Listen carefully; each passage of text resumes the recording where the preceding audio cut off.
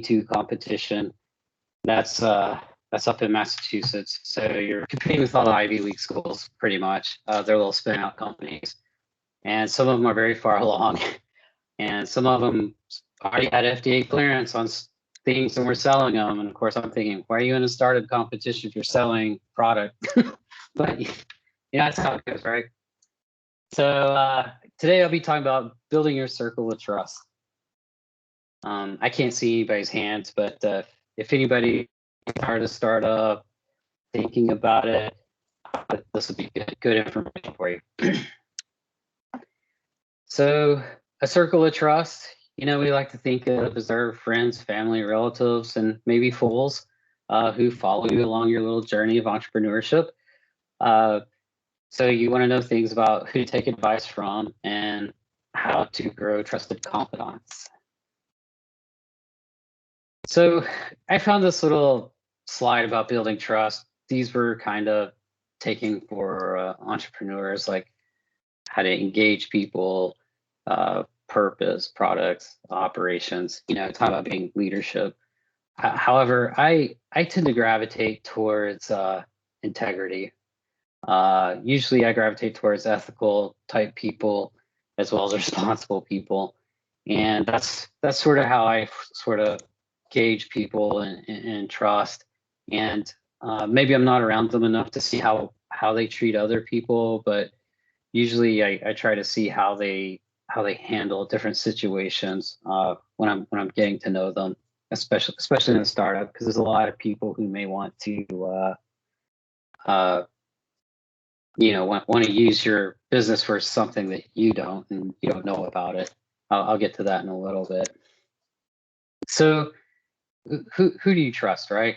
So you have this circle of trust over here, and maybe you're out here or someone else is. Like in Meet the Parents, right? You want to be in the circle of trust, circle of the family. So when I started a business, I didn't know what I was doing, basically. So I ended up going to a corporate lawyer to figure out how to file a company with the state. So there's 2 ways you could do it by a lawyer, or you can do it by yourself. I didn't know anything, so I found a corporate lawyer who did it, formed a LLC. However, on the backside, I had friends who started companies that went sideways. They went on their own to form a company. They did not seek advice from lawyers or anything. I don't know about their company ownership agreements or what happened, but basically they had set up a company where other people were involved, and then they wanted to dissolve out the company and they couldn't do it because they didn't have all the proper agreements arranged to set up to do that, or maybe not the right board, advisory board, or voting board to do that. So these are things you go over with a corporate lawyer when you start setting up your company, to figure these things out ahead of time so they don't come back and hurt you in the end if something should happen. Another company I knew did use a corporate lawyer, and they got investor funding, and there was something in their operating agreement where they had conflicts with the investors. So they had to go back and restructure the company, which costs a lot of money when you start running into those kinds of problems. So I guess, who do you trust in a situation like this? And what I've done in the past is I tell you, talk to other entrepreneurs who have startups, ask them what their experience was when they were trying to go from a LLC to a C Corp for fundraising, that type of situations, to see what they did and who did they use, what corporate lawyers did they use. You may want to ask them about their board. So the board is kind of an interesting thing. I knew a guy who had a machine shop, and he and 2 other people were owners in the company, and they had a disagreement. One of them did. So the other 2 decided to vote him out. So, I mean, that you got to think about things like that as well. So you don't want that to happen. So if you do start your company, you want to retain 51% ownership, and that way you can't be voted out or pushed out of the company. So I guess lessons learned from this is corporate lawyers usually give you really good advice. they want your business, but they're not gonna lie to you usually. I haven't had a lawyer lie to me yet. So I think you can genuinely trust them. I also had another situation where I was looking for IP protection. So in my case, the intellectual property was released to me and I had to go find a lawyer. And this was back in 2009. And I don't know any IP lawyers. I just knew, you know, I just finished writing a 200-page dissertation, right? You don't spend your time talking to lawyers or networking to find those people. And so, yeah, finding the right IP lawyer was a problem. I was recommended one from a friend, so I blindly trusted them, and we started this process of patent prosecution. And if you haven't gone through it, I'll just explain it shortly. The patent office reviews it, and they'll sign an office action, and they'll get kicked back to you. Basically, you have to respond within like 2-3 months. And every time you respond, you know, it's like a $2,000 to $5,000 check, right? There's fees and all this other stuff on it. And then your lawyer bill, you know, on top of that. So, you know, you're looking at about a $2,000 to maybe $5,000 check, depending on how extensive it is. And basically, you get 2 rounds of review before you have to start going through requests for continued examination and pay more fees. So I was going, unfortunately, down that path. And I basically was reaching my last $5,000 to $10,000 I had to spend. I already dropped about 20,000 with this one guy. And I talked to another friend of mine who actually had a patent, whom I'd met during this process. And he recommended somebody from Dallas Bar Association, Tom, I can't remember Tom's last name. But after talking with him, he recommended the law firm I use now, Hitchcock Everett. They specialized in medical device. And I was like, that's where I learned a lot about, you need to find people that specialize in what you're doing. If you're going for IP, they know what they need to do to work with examiners to get your patents issued. So I dropped $10,000 with them, and then my IP was issued within 6 months. So, you know, it was the right call to do. So that's what I could tell you. And I went on to get 4 patents with them. 5th one pending right now. Does anybody have any questions or want to ask anything? Yeah, Ron, can I said, not Ron, Tre, excuse me. Is it Tre? Yeah. Yeah, hi, Tre. My name's Andrew. I'm actually on as a guest, so I'm kind of invisible and stuff. But okay. yeah, the one thing you mentioned earlier about finding people you could trust is something that reminded me of what I do, is that once you, quote, are a company owner, even if the company is just you, people are trying to get things from you, whether it's money, jobs, connections, advice, whatever.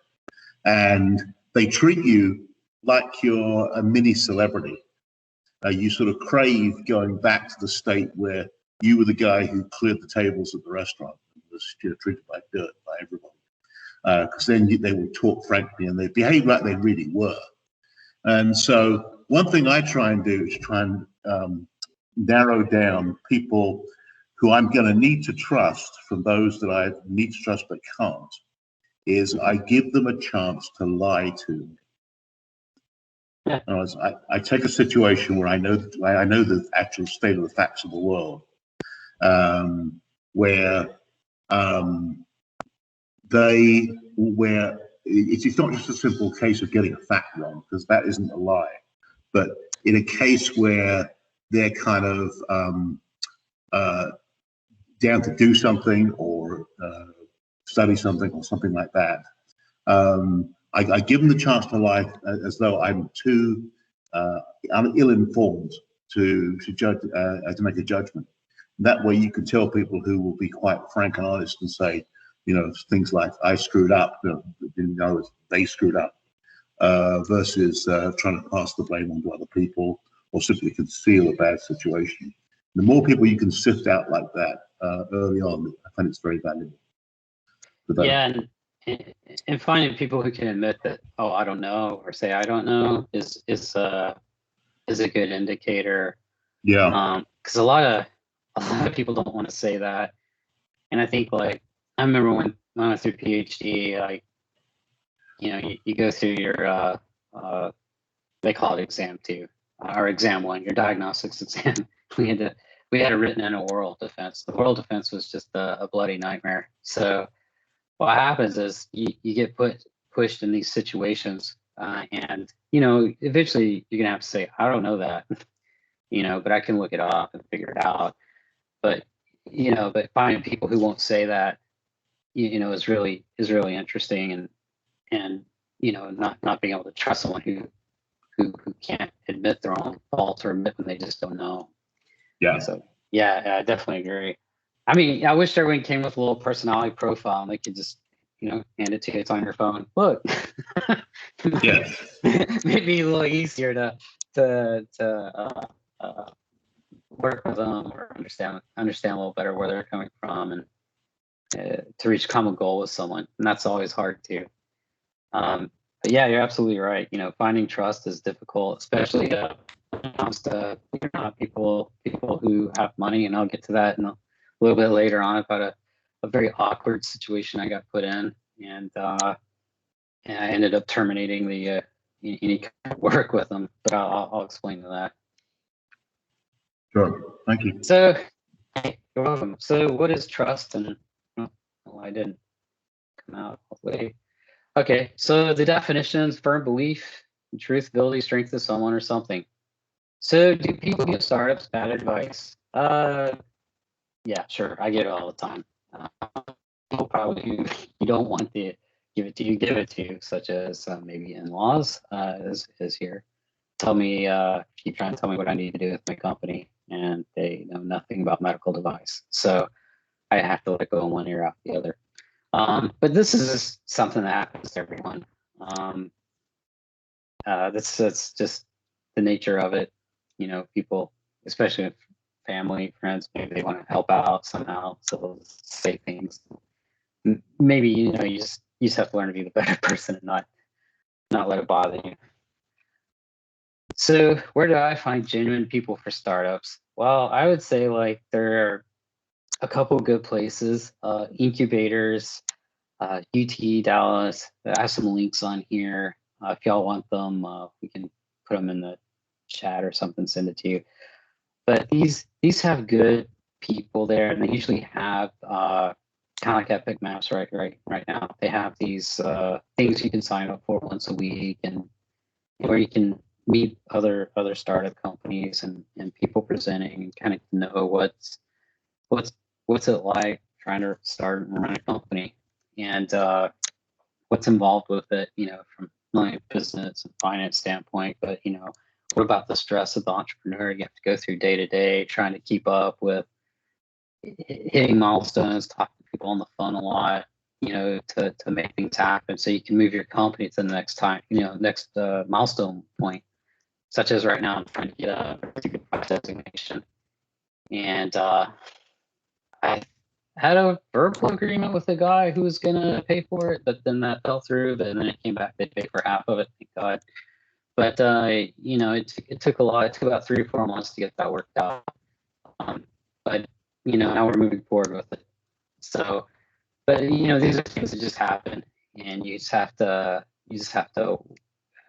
keep after it. And if you go to some of these places like Tech Fort Worth, or if you're with Health Wildcatters, if you get any of these incubators, they have usually good business people who can help you think through things you normally wouldn't. Like when I was doing this breakthrough device designation, having problems, I talked to Hayden, a few times about it, just try to figure out what strategically I should do, and how to make sure money's going to work before we move forward. So I was able to get that done. But I'd honestly say just go talk to these people. They'll give you very good advice. Yeah, and the nice thing about being in an incubator, you meet other people in the same boat as you, right? You're bootstrapping, you're looking for money, and you don't feel alone anymore. You're around other people who are basically in the same boat. Maybe some people have been able to raise capital and they're a lot further along than you, but they can tell you about their journey and tell you, when you need to, when they needed to move forward with more capital or less capital from investors. Yeah, I think I talked about the FDA breakthrough device. But just remember, you're never alone in this. There are a lot of entrepreneurs out there trying to do things. I took a class at SMU after my PhD because one of my advisors said, you need to write a business plan. Of course, you just finish a dissertation, you just do your defense, and you're so happy to go write a business plan. I'm like, well, what's a business plan? So one of my friends from undergrad took an entrepreneur class at SMU at that time, so I could do it at nights. So I went to night school, learning about what a business plan is and what's in it, and met Jerry White. Talked to him a few times about how these people get money from VCs, because he did the books for VC firms, so he gave me good advice. And great man.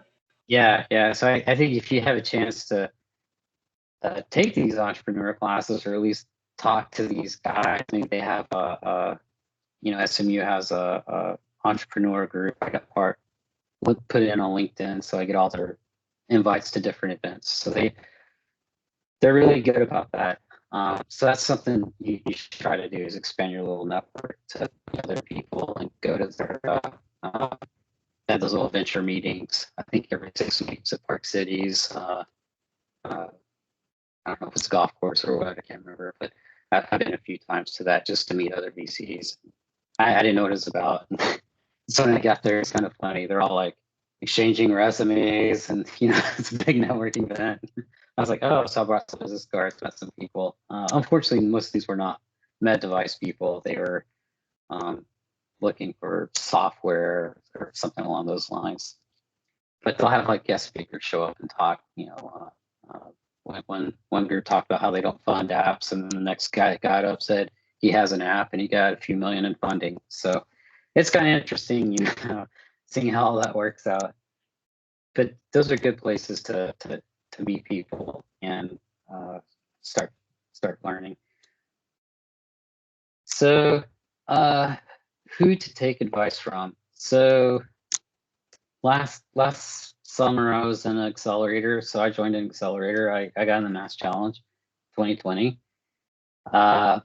Some accelerators, just give you some background, some will give you funding if you get accepted in. I can't remember the one that a lot of people try to jump in. They'll give you like $100,000 in seed funding if you get accepted. So they don't take a lot of people, but a lot of people like that to get a seed funding on a safe note, not a convertible note, but a safe note. That is a little difference between the two. So what I did was, before applying the Mass Challenge, I asked Tyler and Tech Fort Worth and some other people. They've been through Mass Challenge, what they thought of it, and would it be worth my time to do it? They do a lot of stuff in med device. So I competed in 2019 to go into the Austin one, and after I got there and went through all their selection process and pitched, they told me I need to be in the Houston one. So that was my fault for not looking into it further, because I thought Austin was the one everyone went to. So the Houston one's more for med device, or Boston. Those are the two you would end up going to. So I got into Houston one last summer. So that was a big crash course and MBA over a 3-month period. A lot of it was online, recorded, so you just watched at your own pace when you could. It was tough. Don't get me wrong. There's a lot of on your own time late at night watching this stuff, taking notes, and then meeting with their mentors and their groups. So I had to meet with them once a week, but I had several mentors, and I couldn't meet with everyone all the same week. So he got spread out over 2 months. I'm meeting with them every other week, some of them. So it's very interesting. But the good point about it is they had experts in medical device, so I got a chance to talk to them and talk about things like product market fit, which is a big problem with medical device. A lot of people come out academic, but product solution fit, we can cure cancer, right? However, no one wants to pay for it, so you have a problem. But you go over these different issues and how to overcome it. So I'd say like accelerators can help you a lot with that. And if incubators have enough resources, Tech Fort Worth, they have a mentor group that helps out a lot with some of that. So I was able to get some good feedback through them. I apologize for the slide about the red arrow. Andrew, a question? Yeah, Tre, I wondered if you had any feeling for why Mass Challenge had not opened an operation in Dallas or Fort Worth. Yeah, I don't know. They never really said why they wouldn't open up one here or why they chose Houston and Austin. I don't know why. I thought they probably would have, because the small startup med device population here is fairly significant. I don't know why they picked Houston beyond it's a big energy hub, and they're trying to maybe they could get more sponsors through corporate sponsorships through Chevron. I mean, that's one of their biggest sponsors was Chevron out there. Okay. I think that's probably why they did it, because once I started going through their program, I started realizing a lot of the oil and gas companies out there funded a lot of money into their Mass Challenge. Okay. Yeah, they sent a rep up to one of the meetings of the mentors at Tech Fort Worth, and they said they wanted to get names of people to be mentors of their program. The nearest place it would have taken place would have been Austin. And I just got the impression, looking right into their website and what they did, they were indeed massively challenged. Yeah. And they look for, like, if you go through their accelerator, they want you to be like a mentor. I told them I couldn't do it this summer, I'm too busy. But they look for mentors and judges all the time, and they ask us to recommend people. So I think this week was the last week to apply to Mass Challenge, but they, if y'all want to apply, I can send you information and you can get a free application in. So it's a no cost to you. But you need to double check the filing dates if y'all want that information. So being an alumni in Mass Challenge, they send us that stuff all the time. Like, hey, apply, it's free. And it's like, send it to your friends. It's like, okay. I know Tech Fort Worth may have it listed on their website. And I plugged it into the chat, so there's a in the chat if y'all can see it. Yeah, I sent it to Hayden, I guess a few weeks back after I got it. So this is a funny thing. So I didn't win any money in Mass Challenge. You go there, you do their stuff, you spill your guts, and then you don't make it past pre-final judging to final judging. But that's how it goes, right? So they told me I could apply again since I didn't win any money last year. And I was like, I don't know if I want to do it again this year. it's a lot of work, I'd rather get money from an investor and put this thing in the hands of the FDA and see what happens. Yeah. Then fight through another accelerator against another 100 startups to see if I can get a little bit of money. But I was like, Did you have any experience with Health Wildcatters in Dallas? No, one of their I don't know, I think it's one of their mentors was on a mentor board.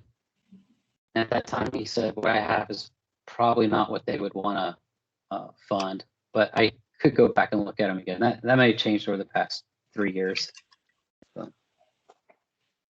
I've not looked into it, but I write that down. So I think.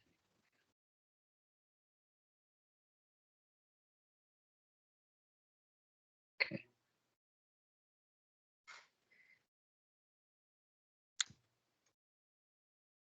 All right. Yeah. So generally, genuine advice you could get, consult experts.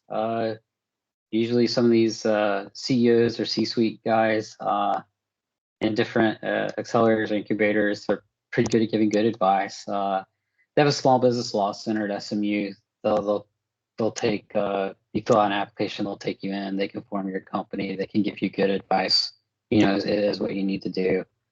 I think they prefer minority-owned type companies. My wife's faculty in SMU law, so I hear about it all the time. So anyway, so yeah, if you're trying to form a company, definitely go there and take a look. They'll do it. If they take you on, it's free. So why not? So I talked to some other CEOs, like I met through Mass Challenge, like former CEO of Covidian, and talked to him a lot about, strategies for the business side of the company. And then, he talked about Delaware C Corporation and getting all that stuff lined up on the business side. He's like, then you can have a good plan of getting angel investor funding. And he went through with me about usually 9 to 13% is what they'll take. So, that's just normal. But they generally give good advice.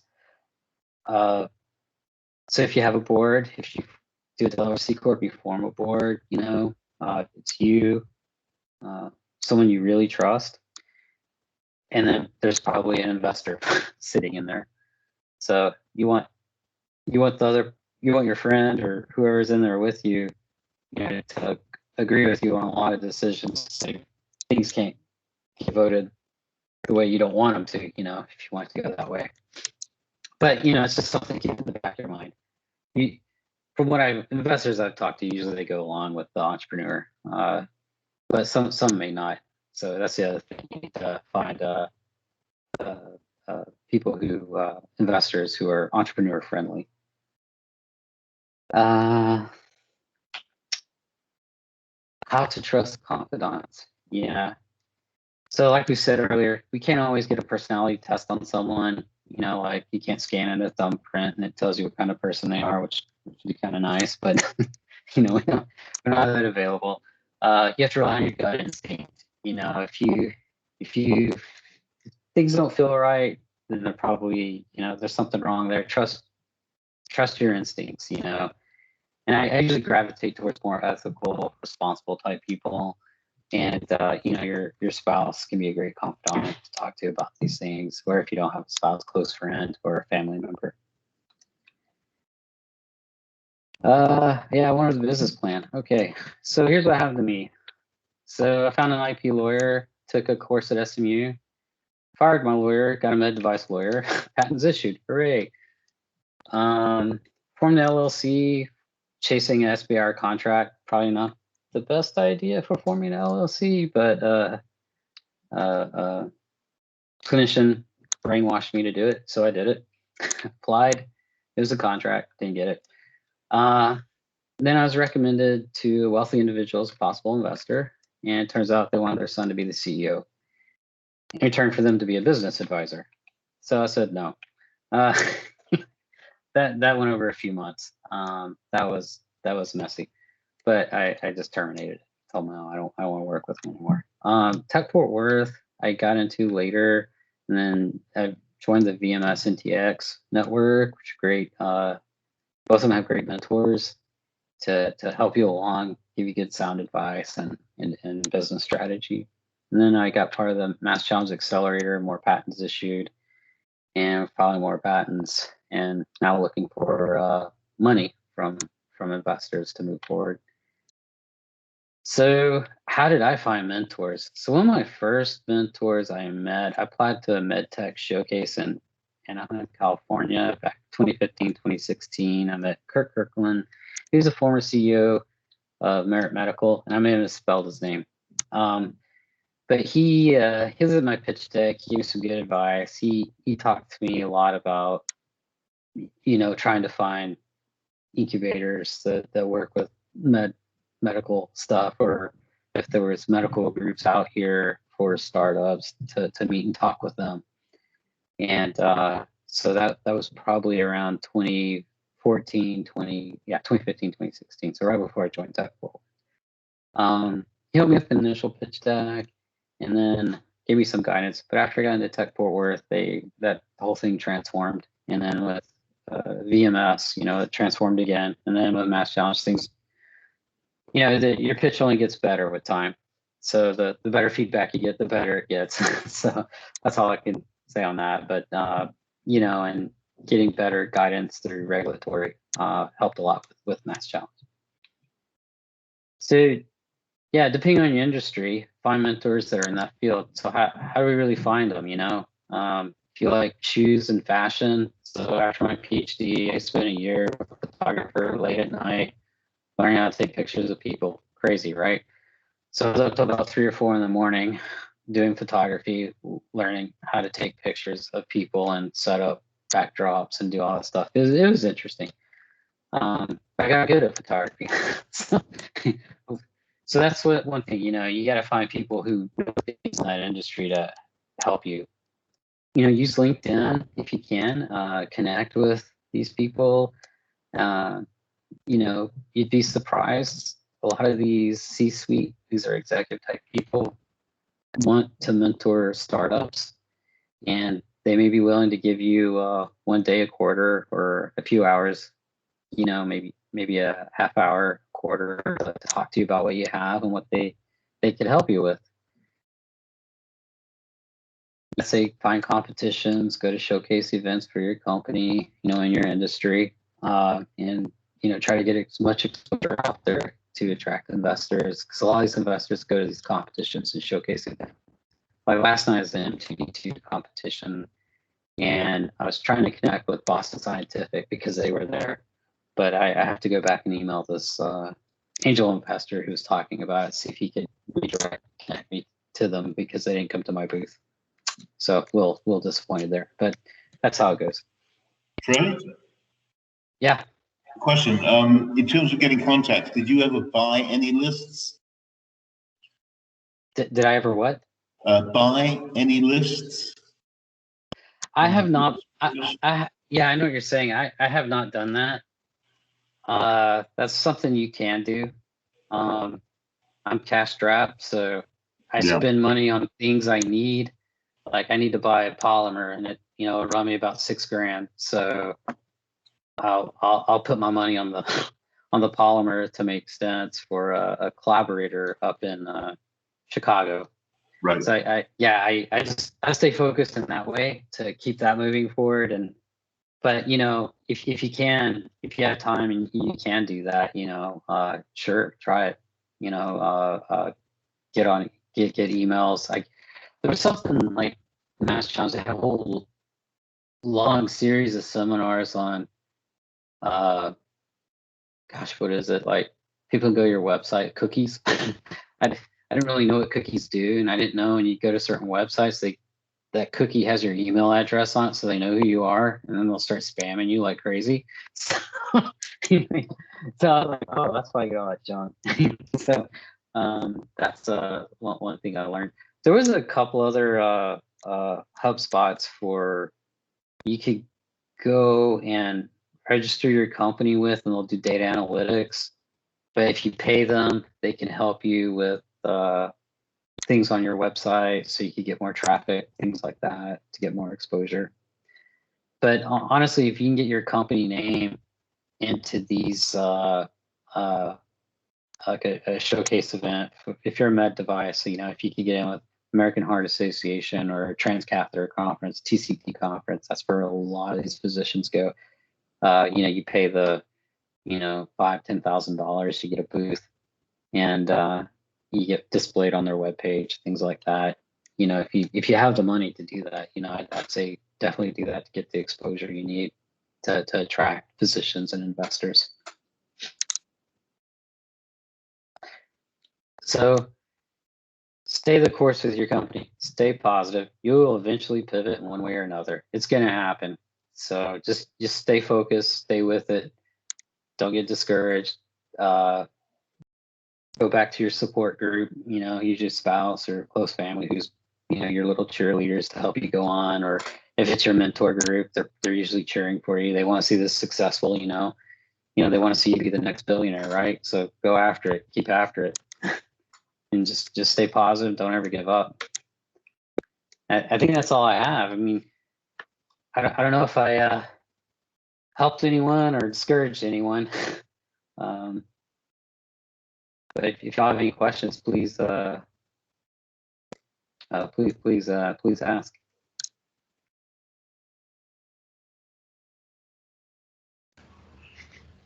I would like to add into like the circle of trust, because I'm also a member of Tech Forward. And in fact, like for our attorney that we use for trademark, I also got recommendation from one of my friends from Tech Forward as well. So I would say, first of all, ask your friend the one that you can trust, and the one that you can trust will recommend a good one for you. Yeah, exactly. Can I share a different perspective on trust and going through these trusted networks? This is going to be completely not diagonal. You know what I'm trying to say? Remember, we live in a world where all of us look for patterns, right? And this is why women, for instance, have difficulty getting funding, right? Because the mostly male investors look for the pattern. They've been successful with this hotshot kid, man, and so they look for those patterns. And I do see a lot in founders where this idea of trust comes up quite a bit. But one of the things that I've done is, really counsel. You all have heard about that book, right? Where, you can't be. What is the book about the entrepreneur? Like you can't be the one doing all the things, right? You have to have people doing it to really be successful, to have a successful company. And so, in some ways, I think if you can give trust by looking at the proof of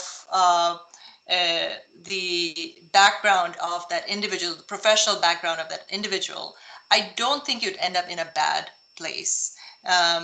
It may be, you might need to triangulate a little bit, because if your experience doesn't, if your background and experience doesn't give you the experience to know what might be par for the course for this type of expertise, then it might be difficult to know. But with some of these advisors, you might be able to triangulate on. So it's a little bit radical, but I think it might be interesting to see if we can, as entrepreneurs, move beyond the I'll only work with people who know the people I know, Yeah, exactly. I mean, that's the nice thing about, like, I guess a mentor network. They sort of push you in different directions, so you can make different contacts to meet different people and develop these different levels of trust. Yeah. I'm gonna jump in and follow Florence, actually, and I'm so glad she's on the call. Glad to see you, Florence.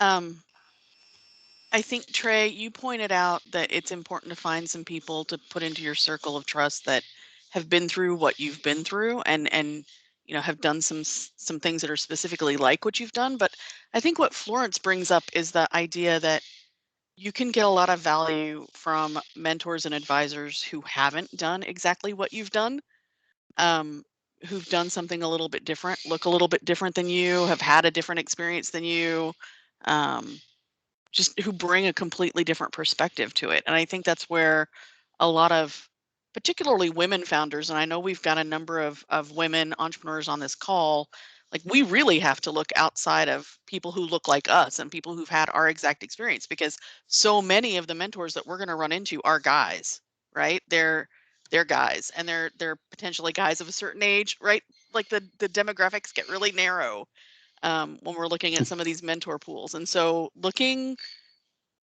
for those mentors that are different from you is really valuable too, and adding those people to your circle.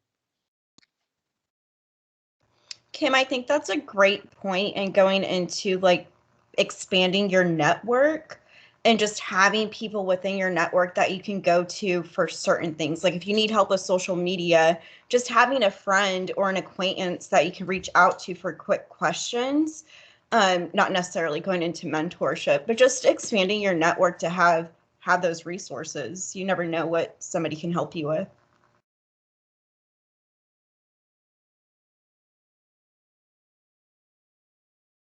Somebody have their hand up. I saw a hand up, but I don't know whose it was. I think it was mine. Tre, will you send this deck around, or Courtney? Will you do that? Yes, Tre, if you're comfortable with me uploading it into our team files, I can do that. Oh, sure. Yeah. So we'll be able to access it even though we're not in the Teams. Yes. I believe you're in the Teams, but Florence, I think I have your email address, and I'll email it to you if you can't access it. Okay, thank you. Yeah, no problem. Does anybody else have any questions? Tre, what help do you need now? How can we help you? I need sleep. Okay, you have permission. I really need sleep. I was run down after yesterday. I don't know. I think those pitch competitions are high stress, and when you're sitting in a queue waiting for your spot on their Kim yesterday to see the different companies talk, but you know this is another thing that I found aggravating. It's like, why does my company begin with a T? I'm at the bottom of the list. I'm always going to be at the bottom, and I have to watch everyone else. And like as a match challenge, they did their showcase event. My name is at the bottom of the list, and when most people scroll online, they just see the top first few, you know, and they click on those names begin with the letter A. That's right. Above the fold. Yeah, so that's something to think about when you name a company. You know, if you might want to be a letter A. Yeah. Tre, Yeah. I had the internet cut out for a short time. Did you say how many equity holders there are in your company at the present time? It's just me. Just you. Are you planning to find a partner? In other words, somebody, not just an investor, but somebody who's involved in an executive capacity? I'm open to it. So, but you know, we'd have to work that out. What is your understanding of the percentage of partnerships, business partnerships, that dissolve because of disagreements between the partners? I don't know the exact dispute. I just know that in one instance, this guy had an argument with one of the other business partners about the direction of the company, and so the other two guys decided to vote him out and get rid of him. You know? That's pretty common when you have a majority. The reason I asked the question is that the answer is over 50%. And although accelerators like Y Combinator will only fund companies that have more than one partner, I think partnership is vastly overrated in terms of the way it can actually hold you back and lead to misdirections of energy.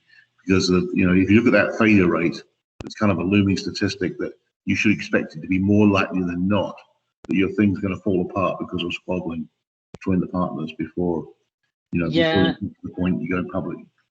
And there's a problem, Mass Challenge. I saw a startup company.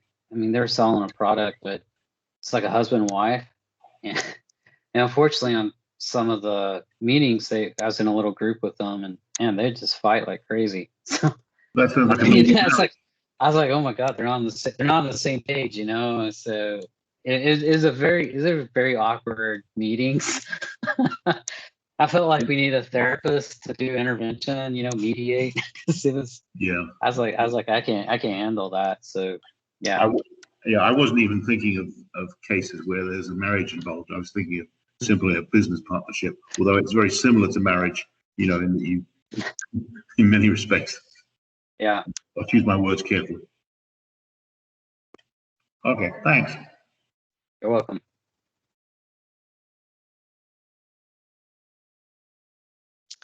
Tre, I was just going to throw in one more thing before it sounds like we're potentially going to wrap up, but I really appreciated your gut check for finding the people to add to your circle of trust, that you look for those people who will say, I don't know, who don't feel like they have to have an answer to every question. I think that's a great gut check. And I'm curious whether anyone else on the, in the meeting today has anything that they've used.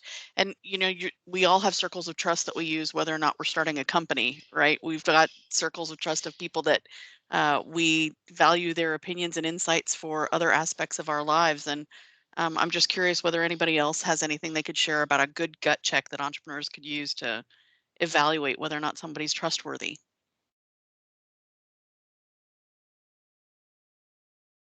And you can throw it in the chat if you're shy.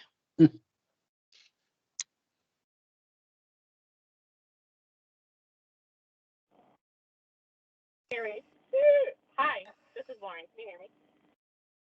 Yep. Yes. I feel like what I've seen is if people are overly eager, then like there's a reason for it. Like that's a red flag. I don't know, in any kind of business relationship. I feel like I like check their energy levels. If they're like overly eager, then I feel like they're sometimes like ulterior motives. I don't know if that makes sense, but that's what I look for. That's such a good one. And like over promising, I think that's the other one that's linked to that, Lauren. Yeah, that's a good one. Yeah, absolutely. Can I ask a question? I mean, do people get screwed over that often? I mean, I feel like generally people are trustworthy. There is fraud, there is outright, crappy behavior, but Tre, in your experience, or any other entrepreneur here, is it very common to have people violate your trust? That's such a strong thing to guard against. Does that happen that often? I mean, 100% of the time. I would say it look happens at a lot. Facebook. Mark Zuckerberg stole Facebook. That's the most famous one. Yeah, the Facebook. Even in small ways, Florence. Right? What's that? Even in small ways, Florence, I think, we are, perhaps we are being a little extreme in how we're defining trust and whether or not somebody's violating it. But I think even in the sense that they're wasting your time, right? That they're sucking away time and resources and energy that you could be putting towards your company to invest time and really spend time with this other person or following their agenda that might not be your agenda. So it doesn't have to be a huge violation of trust where you're getting screwed over, but something where it's just really not, they're really not worth having in your circle. Interesting. Yeah. Like everyone else, I think I feel like I've done a lot of mindfulness work this past year, right? And one of the things I come back to is, our disappointment in others and is usually because of our expectations of people, right? So sorry to take it into this philosophical direction, but something that I That's a good point. No, that's beautiful, Florence. And I think, just to riff on that for a second, I think that is one of the things that maybe Tre was trying to get across too, is when you're thinking about these people that you're going to welcome into this circle that you're going to spend some more time with, is figuring out what their expectations are and what your expectations are of them, so that you can find where that meeting point is. And because then it's more difficult to violate trust, right? If you both know what you're expecting from the relationship. I think that's a great point. Yeah, and find out their alignment with the company, and they're just not in it for a ride.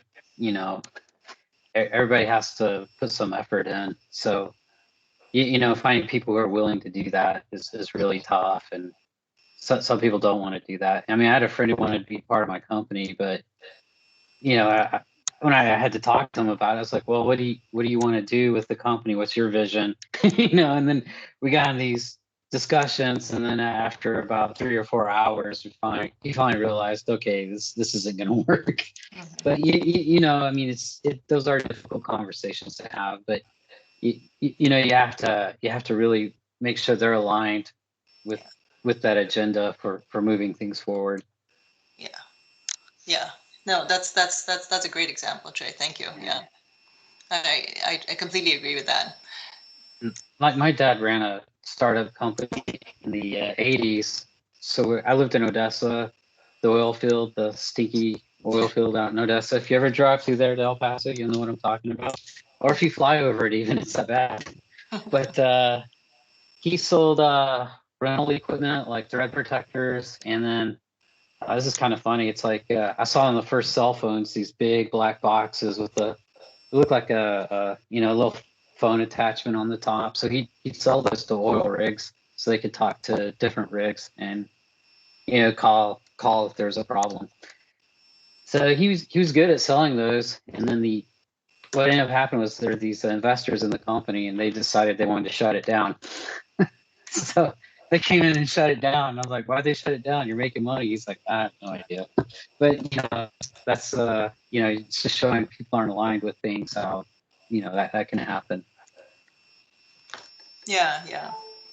There's a Netflix documentary, I think, on the last Blockbuster. We watched it last night. Really interesting. I